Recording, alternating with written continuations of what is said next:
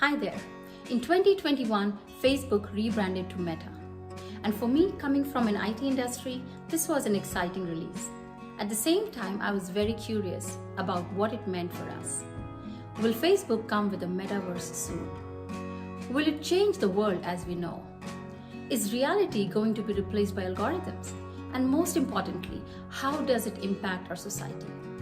During this time, I met a very interesting person who provided me with a lot of insights and answered a lot of my questions about Metaverse.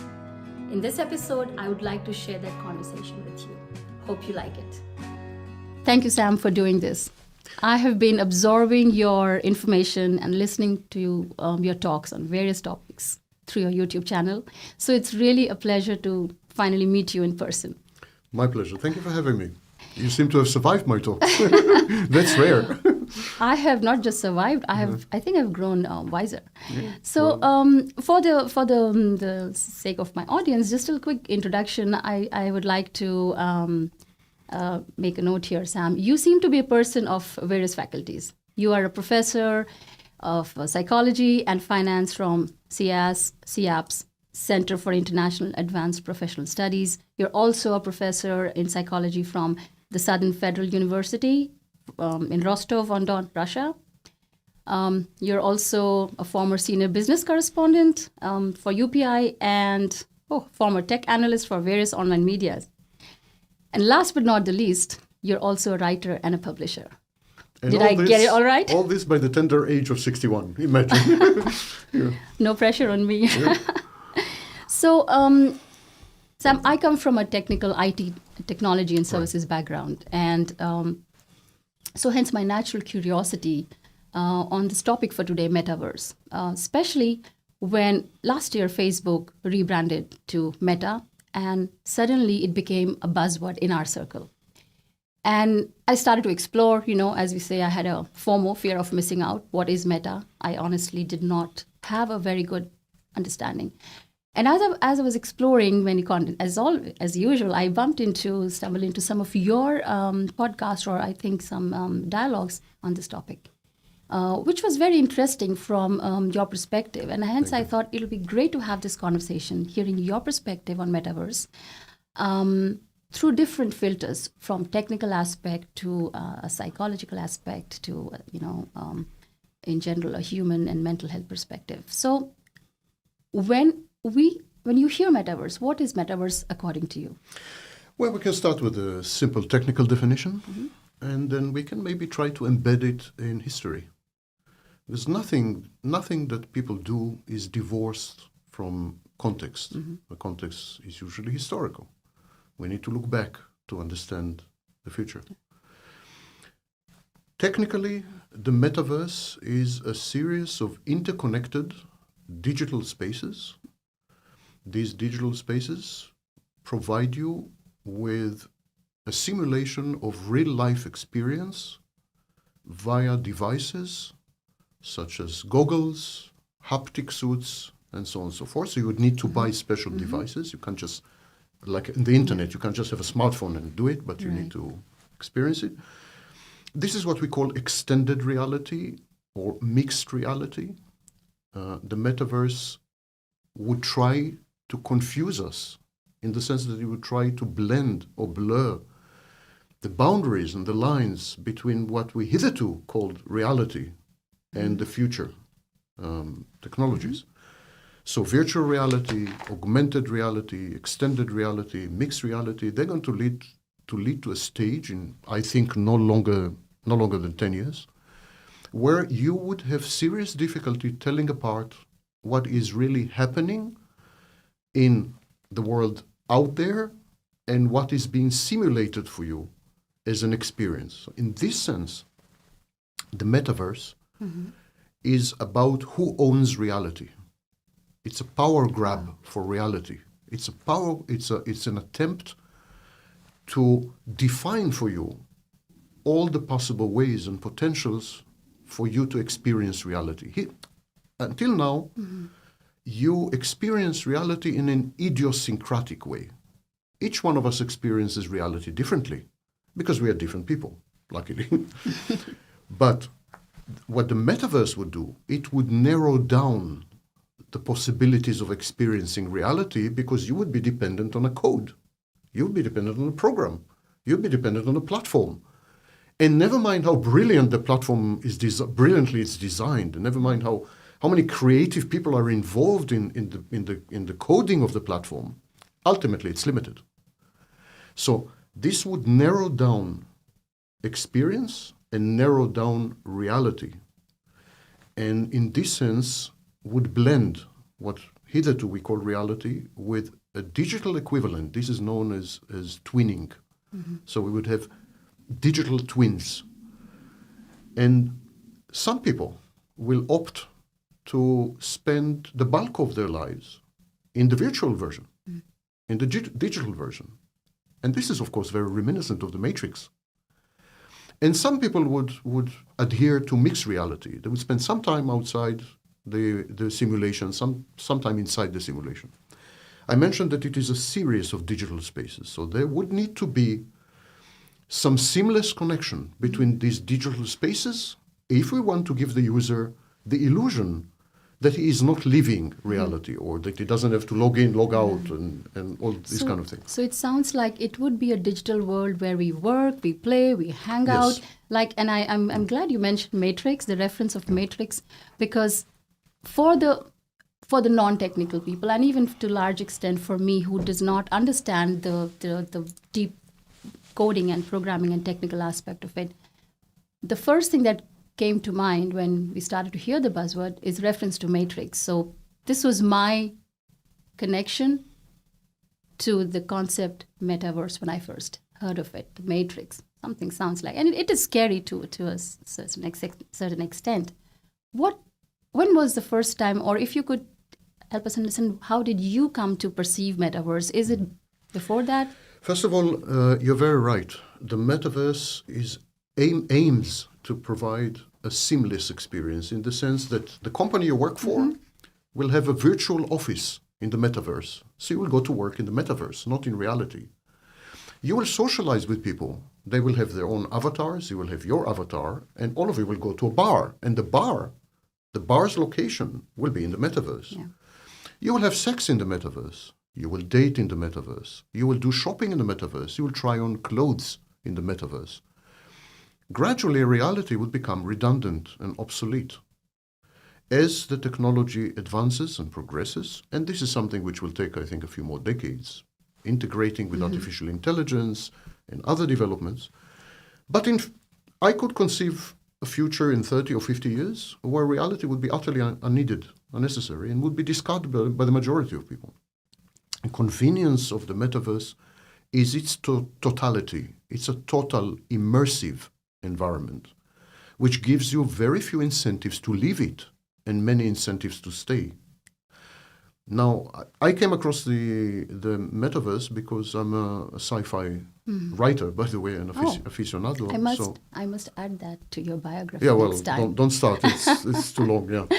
So I came across, of course, Neil Stephenson's famous book.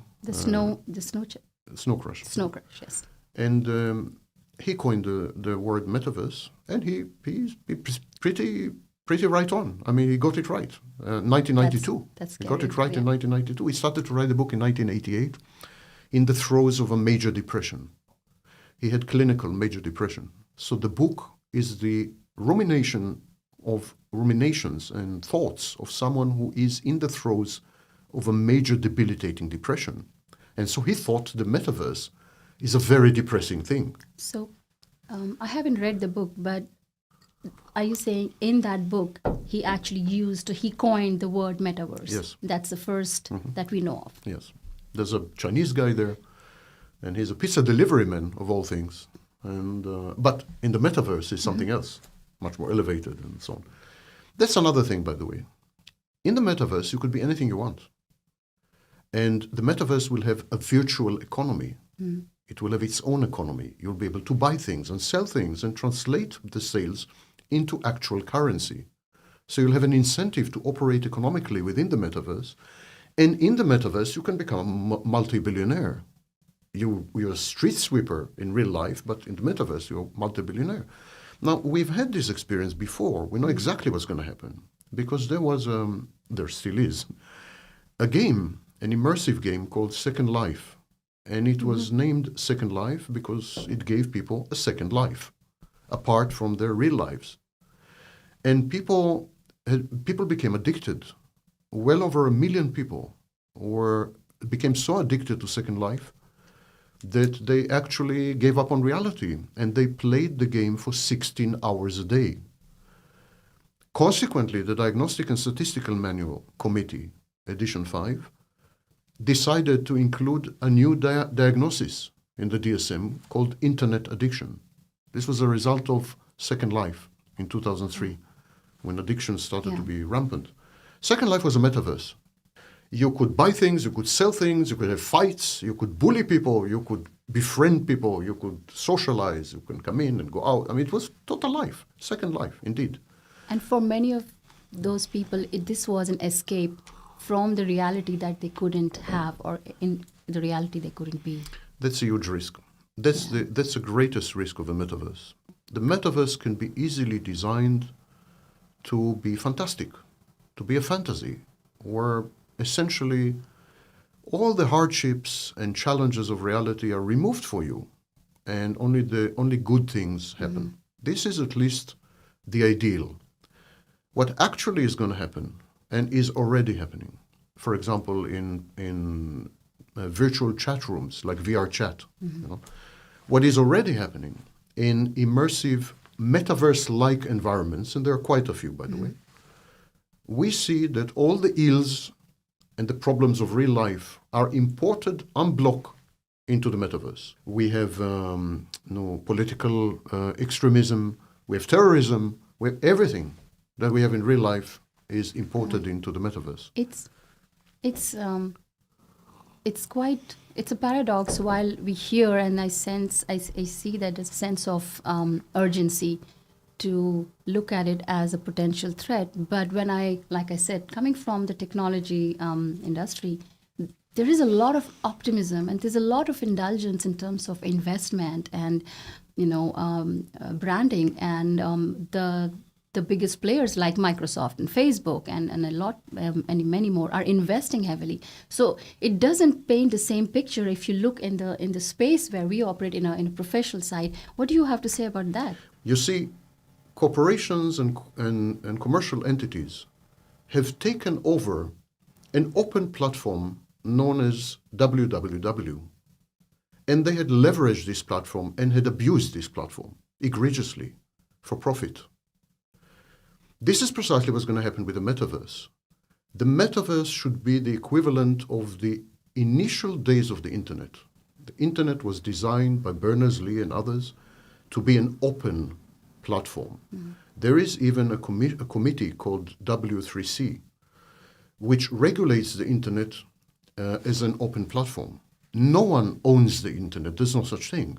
No one owns it. That's why you can't use the internet to punish, for example, people, or to punish even governments, straying governments. There are no litigations. There's no way to. The internet is utterly, I mean, even the technological specs are totally open.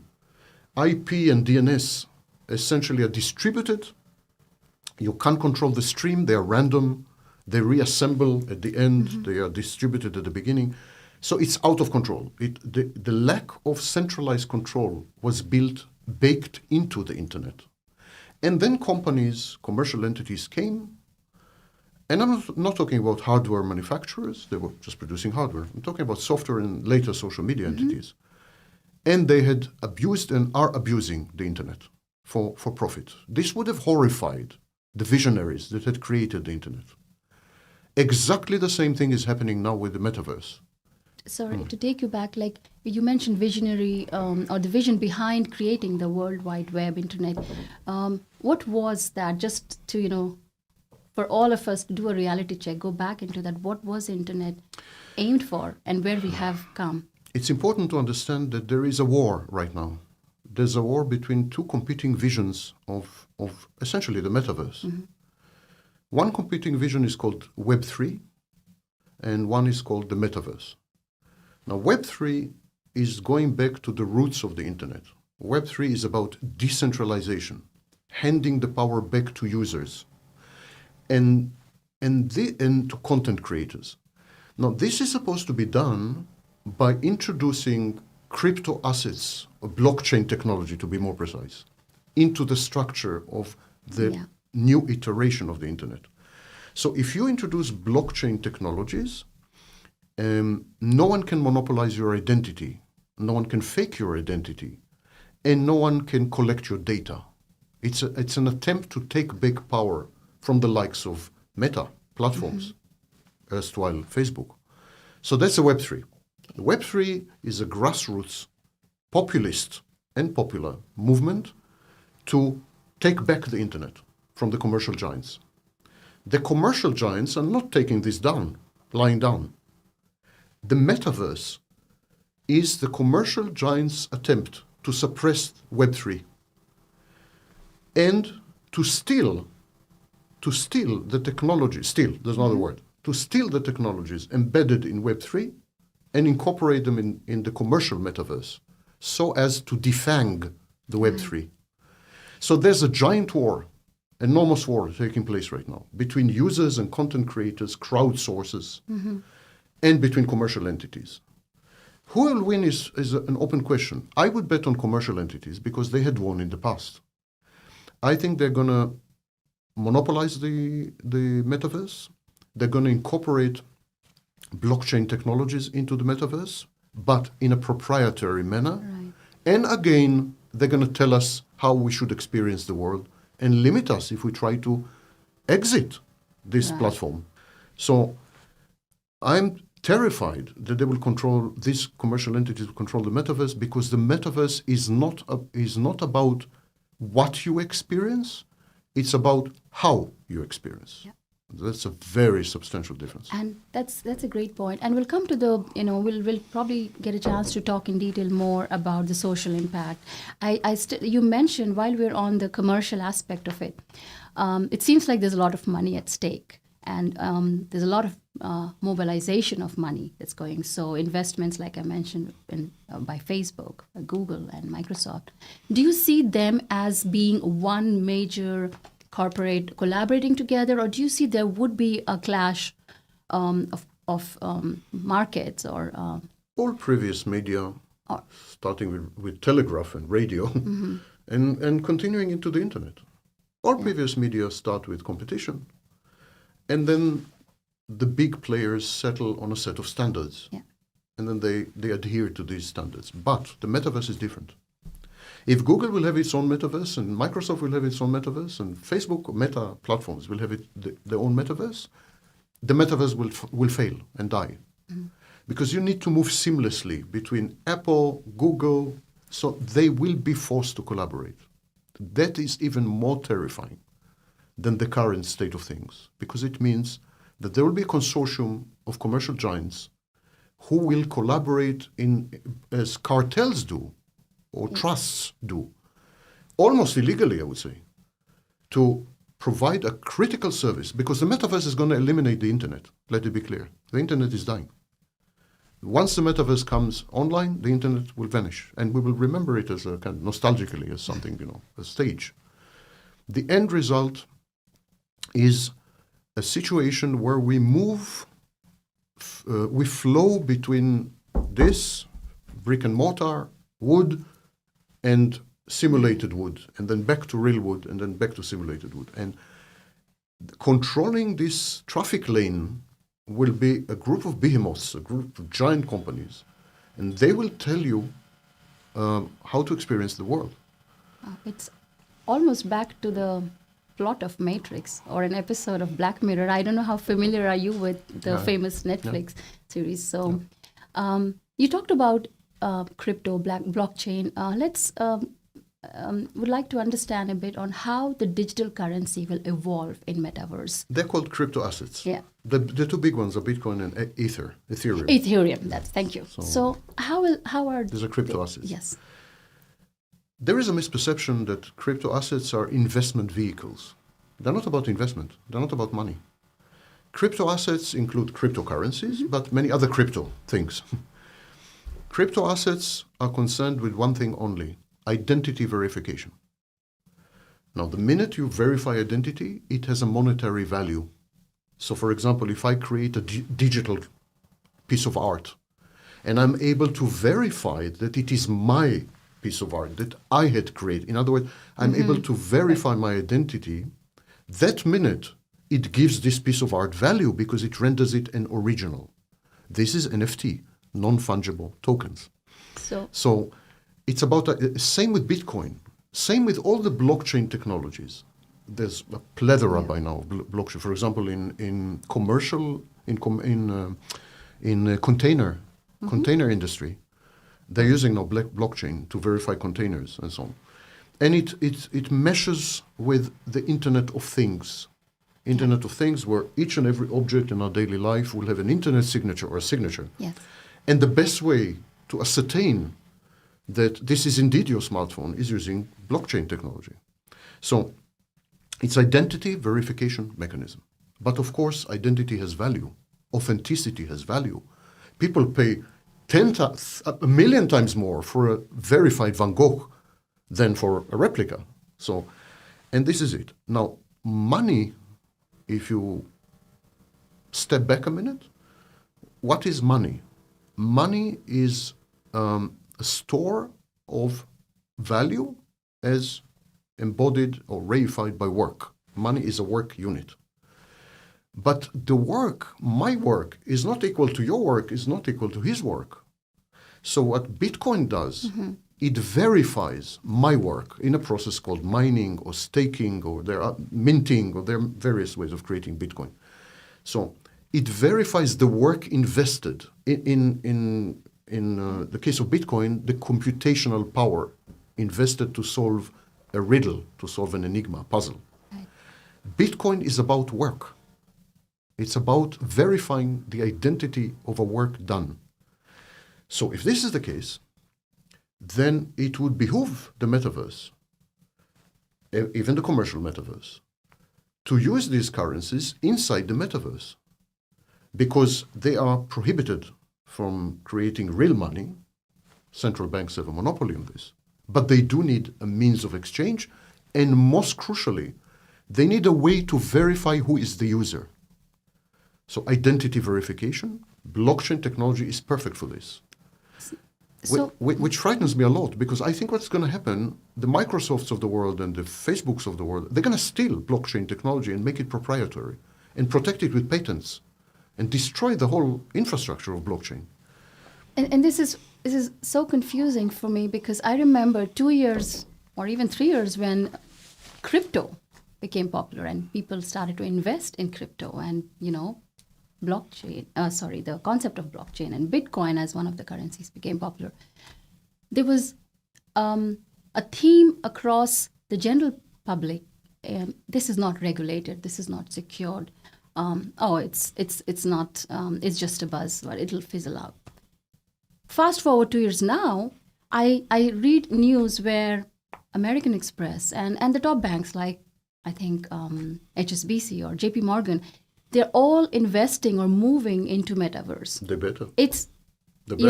I'm confused. So how do you see it? I mean, I'm confused to interpret that. Like, now that you explain me, to some extent, I get it. There is no sector better suited for blockchain than banking. Than banking, of course. You have to verify user identity. You have to verify the transfers. You have to. Yeah.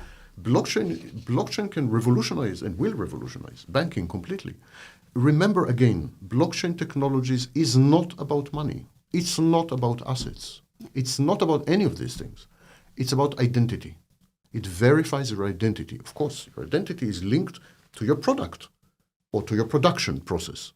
So inevitably it spills over into the value of your product. But the crucial element is that there is a ledger spread over millions of computers, copies. There are copies over millions of computers. So the minute you perform a transaction of any kind, all these millions of identical copies, clone copies of the ledger are updated. No one can falsify this. Well, except with quantum computing in the very far future. But right now, no way to falsify this. Now, there is no system that comes remotely close to this authenticity. Even SWIFT is easily falsifiable. SWIFT is the interbank Yes. wire transfer transfers. system. It's easily falsifiable. Easily. I mean, so easily that had people known, they would take their money out of the banks immediately. It's a really badly designed, totally disastrous system. ATMs are even worse. So blockchain is a solution for international commerce, for banking, for... This is why the big commercial companies will usurp it, hijack it, and make it proprietary, and destroy these grassroots endeavors to, provide alternatives. And do you think the inflation and the dying concept of money in general led to this sudden rush for the financial organization to First of all, metaverse? Let's be clear. Yeah. The concept of cryptocurrency is far from new. Second Life, remember I mentioned Yeah, Second Life? yeah. They had their own currency. It was called the Linden dollar. So inside Second Life, you could pay with Linden dollars. And you could even convert Linden dollars into US dollars. So people were using Linden dollars to buy real estate, to buy clothes, to buy inside Second Life, virtual assets. The virtual economy is a thriving, enormous business. Now, why would people pay tens of thousands of dollars for a virtual good that essentially is reproducible, easily replicable, difficult to ascertain as to authenticity, except if you use blockchain? Why would anyone pay for something you can't take home and put in the living room? Because people realize that the future is virtual, that reality as we had known it hitherto is dying together with the internet. Shortly, you will be spending much longer periods of your life online inside a metaverse in a virtual office than here with me here. I mean, this will be utterly old-fashioned and retro, We might.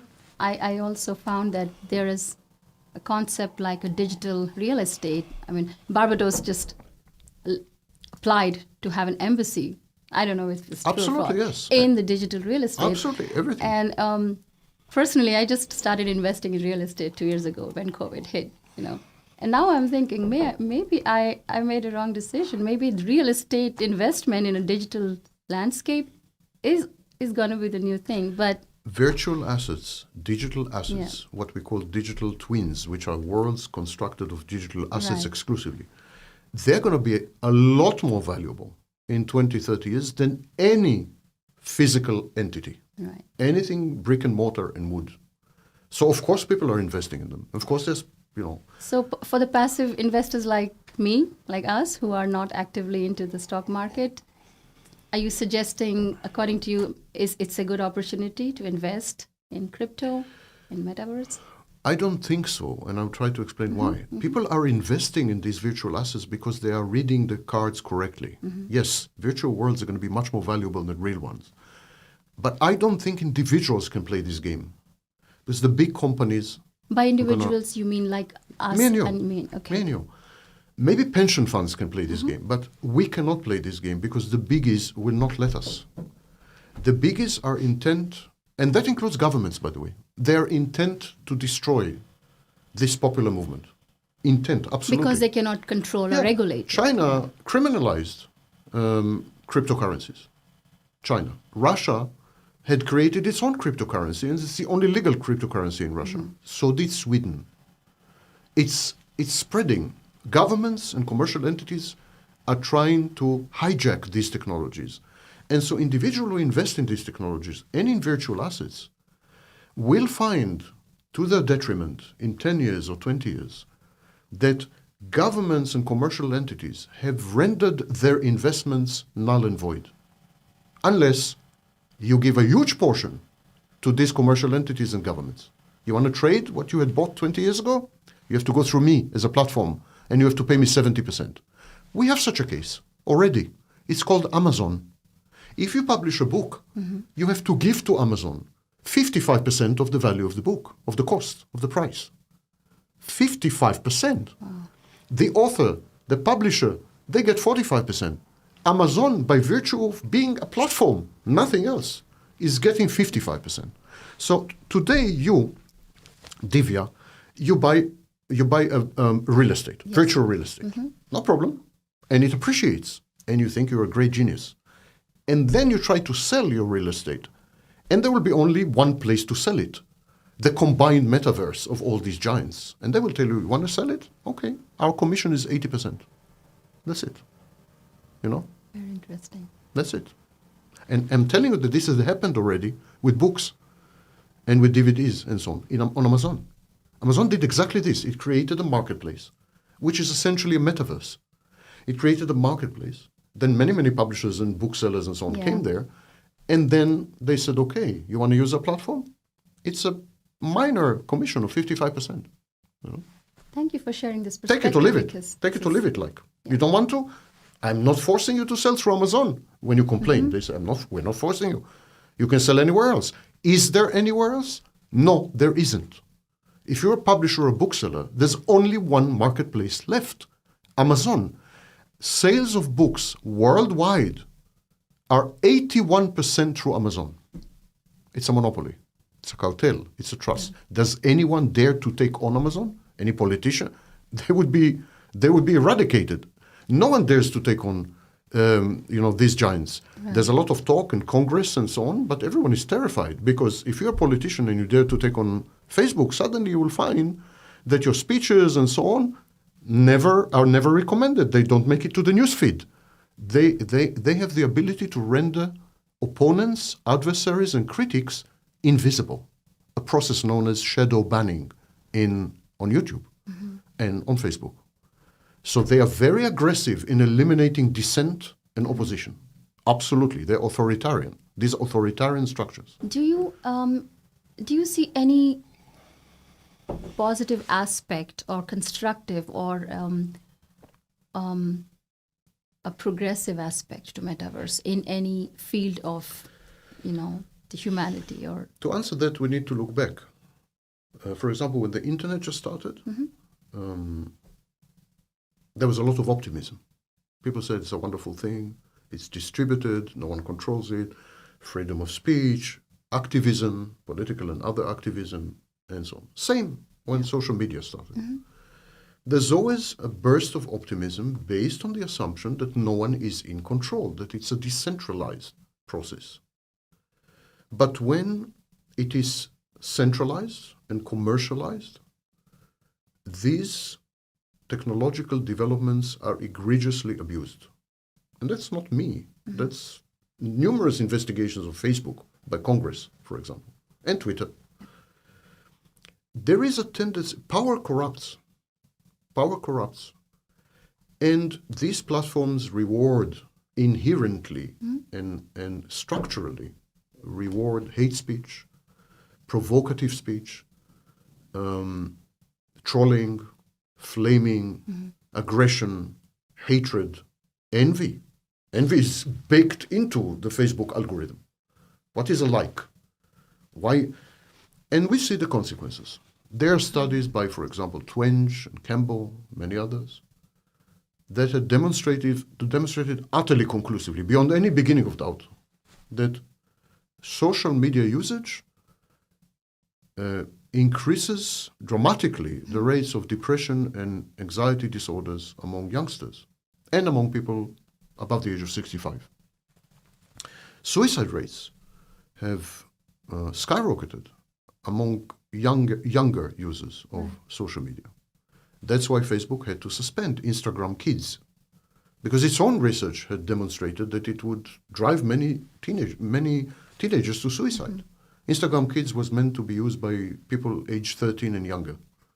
I never even heard of it. Yes, but there were studies by Facebook, leaked, luckily, by whistleblowers, that had shown that it would have a detrimental effect on the mental health of the users to the point of suicide. Right.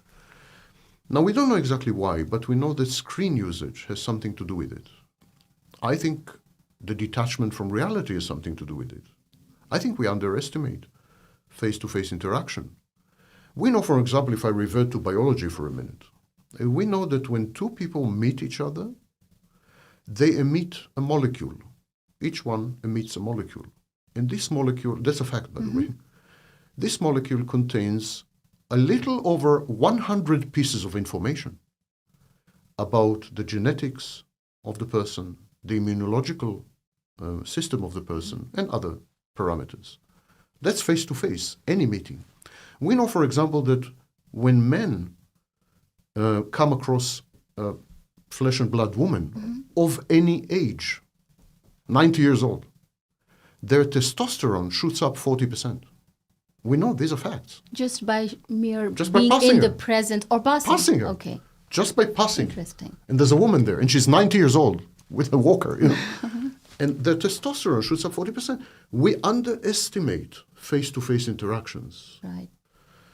And so teenagers commit suicide. The rates of depression went up 300% among social media users. And the rates of anxiety disorders went up 500%, and that's before the pandemic. Right. Now, one last thing. The metaverse is now a certainty because of the pandemic. It had not been a certainty before the pandemic, but now it's a certainty. Why? People were Zoomified. They got used to Zoom. The Zoom is a foretaste of the metaverse. So now everyone is conditioned to use the metaverse, to consume the metaverse. I never used Zoom in my life until the pandemic. I'm 61 years old. I was a high-tech analyst and so on. And I never used Zoom because I much prefer face-to-face meetings. I never, ever, once used Zoom or WebEx or any of these services. But then the pandemic has struck. And I've used Zoom since then hundreds of times. I had no choice. I taught classes using Zoom. I interacted with people using Zoom and so on and so forth. By now, I feel utterly comfortable using Zoom, and that is the window into the metaverse. I guess what I'm trying to understand is metaverse is here. And like you mentioned, corporates are going to expand this. But people like you and me, you know, who want to live in the real life, who do not want to transition into metaverse, who want to have a parallel life. In the future, we would be considered freaks.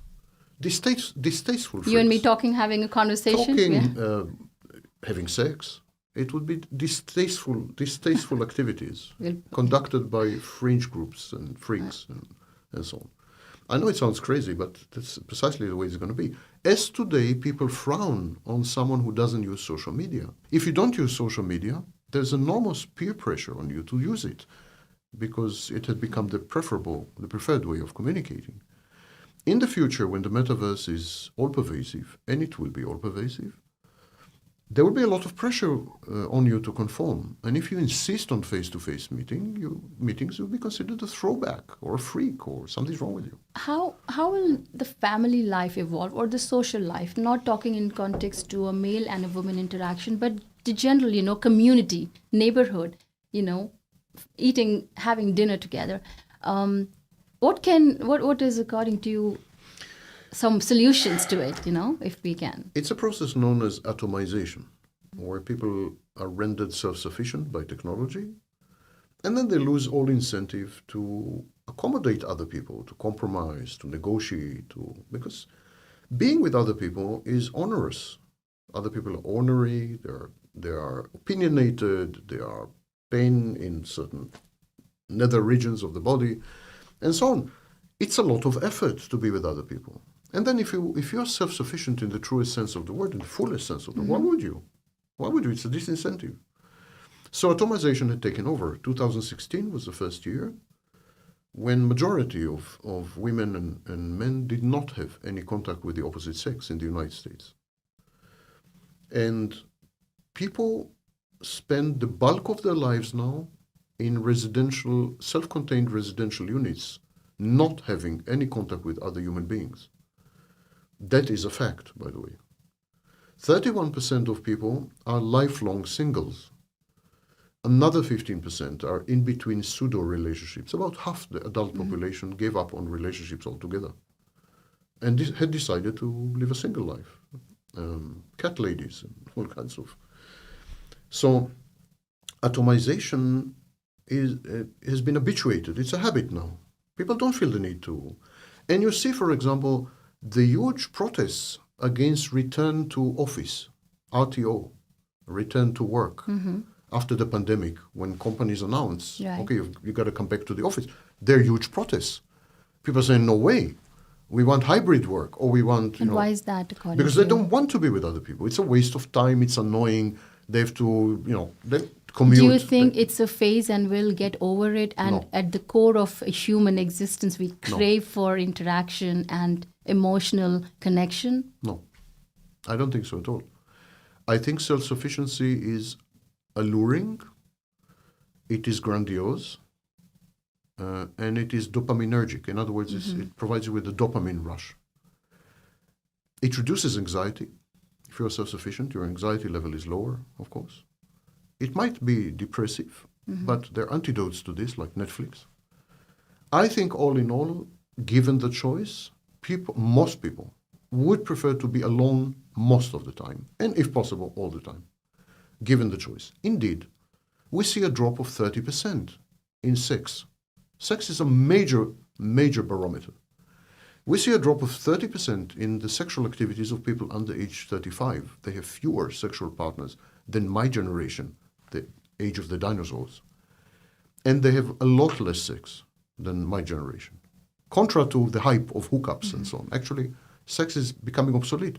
In at least 2 countries where we have massive documentation and studies, people under age 35 are actually not having sex at all, like Japan and the United Kingdom. Sex is supposedly that thing that you cannot resist in the presence of another person. And yet people give up on it. They give up on it. Even that is not worth it. When the metaverse comes and you have a haptic suit and haptic gloves and the right goggles, you will date and you will have sex with the most gorgeous intimate partners. Why would you seek anything else? We have a harbinger. We are already witnessing a harbinger of this. It's called pornography. People who consume pornography are dramatically less likely to seek sex partners. Pornography utterly satisfies their needs, although admittedly this is more among men than among women. But women need men to have sex, heterosexual at least. So I'm mentioning sex as a barometer, as an indicator, but many other things. For example, family reunions or meetings. In 1980, people were asked, if you are in a calamity or in a disaster, how many close personal friends do you have that you can approach and ask for help? The number then was 10. That's 1980. 40 years later, the same question, the number was 1. Wow. In 1980, people had 10 close friends. Today they have 1. Family, the nuclear family had been hollowed out completely. All the functions of the nuclear family, the erstwhile functions in the 19th century, education, healthcare, they're provided by the state. There's no need for the family. It's utterly redundant and obsolete.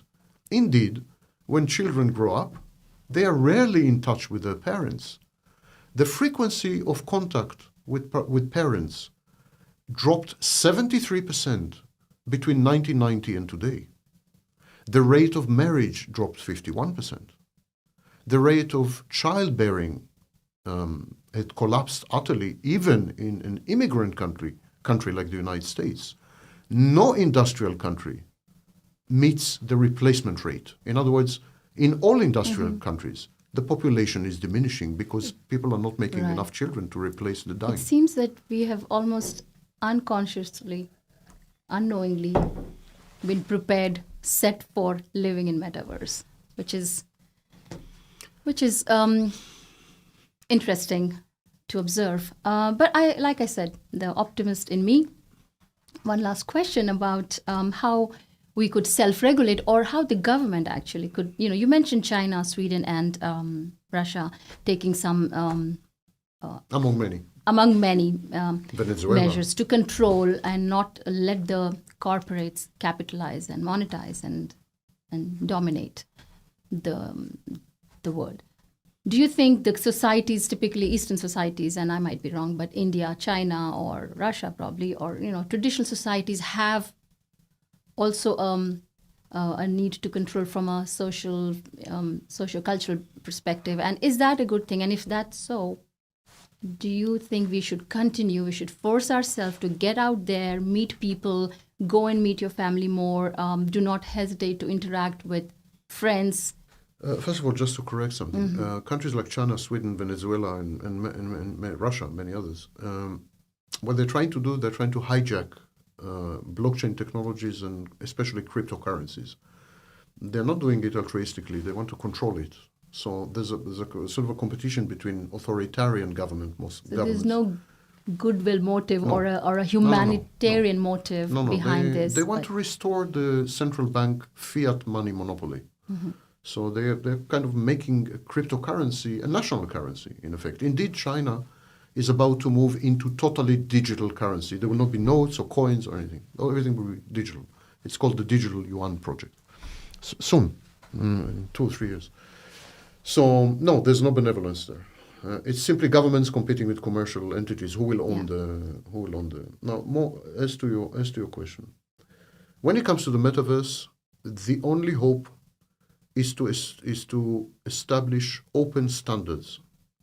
The minute there are open standards, this enables competition. If the metaverse is accessible to me as a two-person company because the standards are there and they're ready-made and I can just copy-paste them, then I can create my own metaverse. And you can create your own metaverse. And then if many people, millions of small companies, small corporations, create metaverses, the fragmentation of the market will be such that the giants will find it difficult to monopolize or dominate if they're forced to integrate seamlessly with anyone who creates a metaverse. So they don't shadow ban me, my metaverse. I create a metaverse, Google can tell me, not in our backyard. That's your metaverse. We are not integrating with you. So without Google and Apple and Microsoft, my metaverse is useless. But if there are open standards and every metaverse must be integrated with every metaverse, it's by law, then that could create competition which will neutralize this problem. More to the other point you've raised. It takes legislative will to reverse. It's possible to reverse. Yes, absolutely, it's possible to reverse. But it takes legislative will, which I think lawmakers are terrified of the power of these companies. Simply terrified of them. These companies own also old media. For example, Amazon's Bezos owns the Washington Post. It's not only these are So they're afraid. Simply, lawmakers are afraid. They could be rendered invisible and lose the next election and so on. So, but if by some quirk and mystery of history they will unite and so on, of course there are ways to reverse. I can right now I can spew out 200 measures. For example, I would limit the time you can be on social media or in the metaverse. There will be a clock on your computer, and when 3 hours have elapsed, you will be forcibly logged off. End of story. No appeal process, nothing. And you will not be able to falsify your identity as another user because you have blockchain identity. So that's one thing. Second thing, you could not be friends on Facebook with someone you have never met in real life. You want to be friends, you have to produce proof that you had met in real life. A photograph in a bar. I like that one. Example. I think we should start applying that. Yeah, I mean, and these are two of hundreds of measures. 2 of hundreds of measures. I would also ban the use of what we call relative positioning devices. Relative positioning is a term in psychology. It's a fancy way of saying competition for image and superiority. So like I have more likes than you, you have more followers than me, this competitive. I would ban this. For example, I would not allow likes on Facebook or anywhere. No likes. Real life interactions, of course, comments, but I would not allow these quantitative measures which pit me against you, which render comparison pernicious and drive teenagers to suicide. And it creates, a tremendous amount of anxiety if you constantly, and I think it's very easy to get addicted to being liked. It is meant to be addictive and conditioning, absolutely, yes. It was intentionally built this way. So, Twitter, for example, had claimed that the reason they limited themselves to 140 characters was because the SMS limit in feature phones was limited to 140 characters. Okay, but then this limit on SMSs was removed not long after Twitter had been established. Why didn't they remove the restriction? Well, there's a secret motive here. Mm-hmm. If I limit your speech, you are far more likely to be aggressive. It's a fact. If I limit your speech, you can say only 3 words. These 3 words are likely to be a hell of a lot more aggressive than if I let you, express yourself freely. Right. These are bad actors, and they need to be regulated stringently, and so on. But no one dares. So, to summarize, how we can control, or at least not saying reverse the metaverse, but bring to a level of acceptance and a balance where the real life does not get threatened or... I would ban all transition vectors from the metaverse to the real world.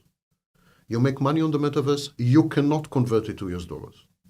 You buy anything on the metaverse, you cannot sell it. I would block access of the metaverse to reality. I would delineate the 2 realms So there would clearly. be a strict divide. Yes, and you cannot transition from the metaverse to reality and back. That's the first thing I would do. I would definitely limit the time you can spend in the metaverse. And it's not a problem to verify your identity. You can open 19 accounts. As long as the blockchain thing is in operation, I'll trace you down. I will limit you to 3 hours a day, and that's a lot, maybe 1. And that's it. That's the maximum you can do. I would also have 3 strikes, exactly like YouTube. You bully someone once, twice, 3, bye. You're banned for life. You're never able to access the metaverse. Sexual abuse, harassment, racism, and so on and so forth, which is now starting with the likes of YouTube and Facebook 15 years after they had been established. Why? Because racism is good for business. Hate speech is excellent for business. Right. So they let it happen. Terrorism videos, ISIS videos were common on YouTube until 2 years ago. Right. You Any emotional tools as a human, like we talked about how the government could take controls, or how we could have a technical solution by limiting putting a clock. But what are some of the psychological tools like empathy or talking? So what is that we could do to keep us, like we say, in reality check? One comment before I try to answer your question. Only 2 constituencies can affect change in the metaverse via grassroots activism. Parents, who are concerned for the future and the welfare of their children, and women. Because the greatest users, the biggest users of metaverse-like technologies are hitherto men.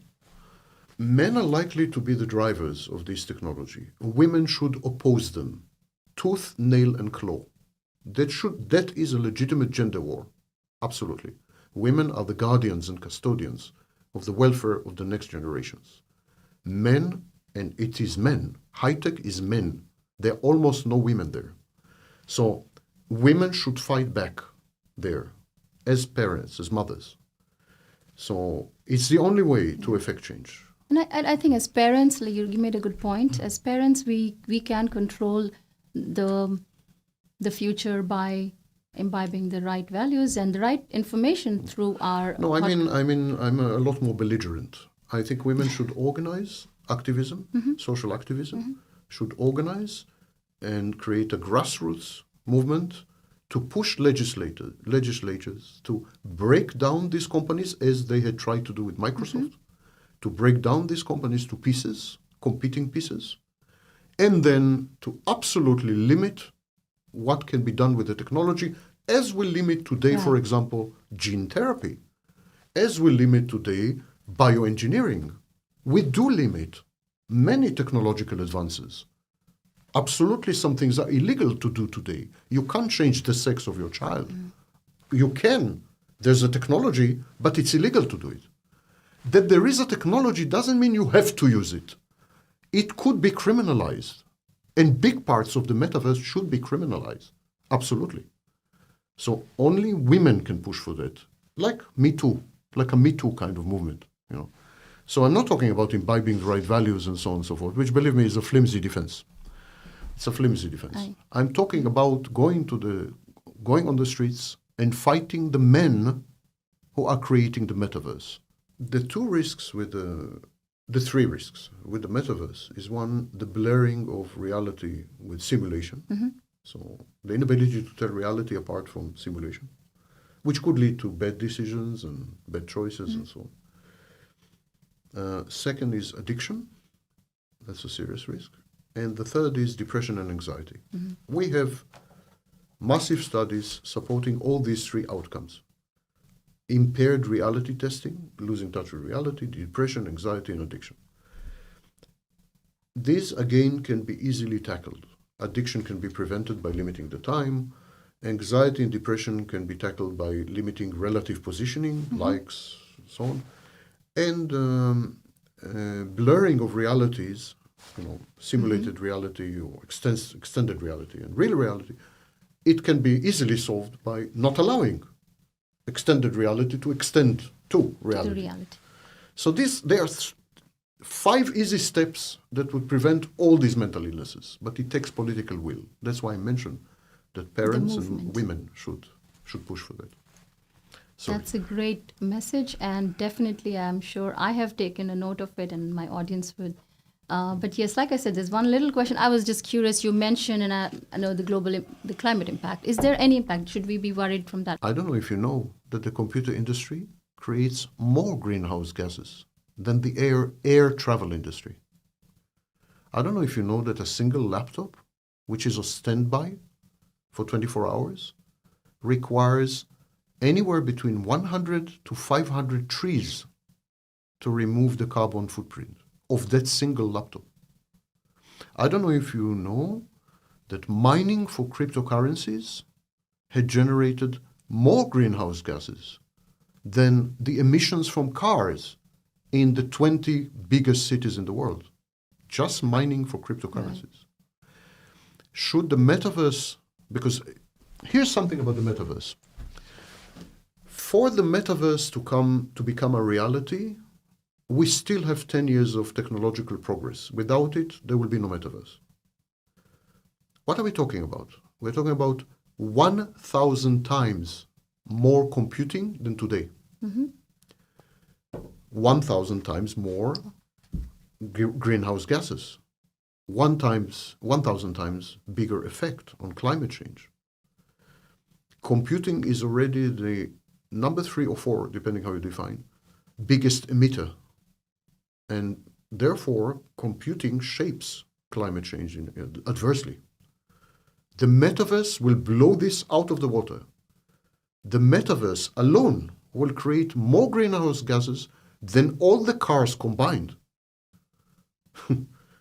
People don't take this into account.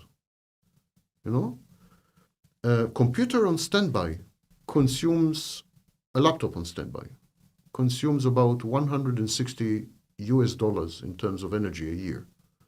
Multiply. See what we're talking about. Most of this energy comes from coal in China, for example, in Australia, for example. So this is coal-powered. Computing is a coal-powered technology. Right. Metaverse will multiply this by 1,000. That's not me. That's the vice president of Intel. That's not Samvatni. That's his calculation. So this is the impact on climate change. But there are other impacts on labor, on many. I mean, metaverse will... Labor as, you mean the work policies? Yes. If you work in a totally virtual environment, it raises interesting issues, very interesting issues. For example, wage equality, bullying in the workplace, mental health issues of workers will increase dramatically. Who will take care of them? And so on. So the workplace will be reshaped. Climate change will be then rendered irreversible. Metaverse alone will render climate change irreversible. Alone, just that. And social issues, sexual abuse, for example, and rape, virtual. Yes. How do we deal with it? And so on. So it's it's transformative. It's a revolutionary technology. So parents, women, climate change catalyst, and all of us we all must watch out, get ourselves more informed, educated about Metaverse because it's coming. And I think through this knowledge, we would have more clarity. And through clarity, we'll have power. So we could go drive those movements or steps to mitigate the risk of Metaverse. But thank you so much, Sam. This was very insightful. And like I said at the beginning of my conversation, after listening to you, every time I feel I have become a little more wiser, a little more aware. Thank you. Thank you for watching. If you enjoyed our conversation and this video brought you value, please hit the like button and subscribe if you haven't. Until next time.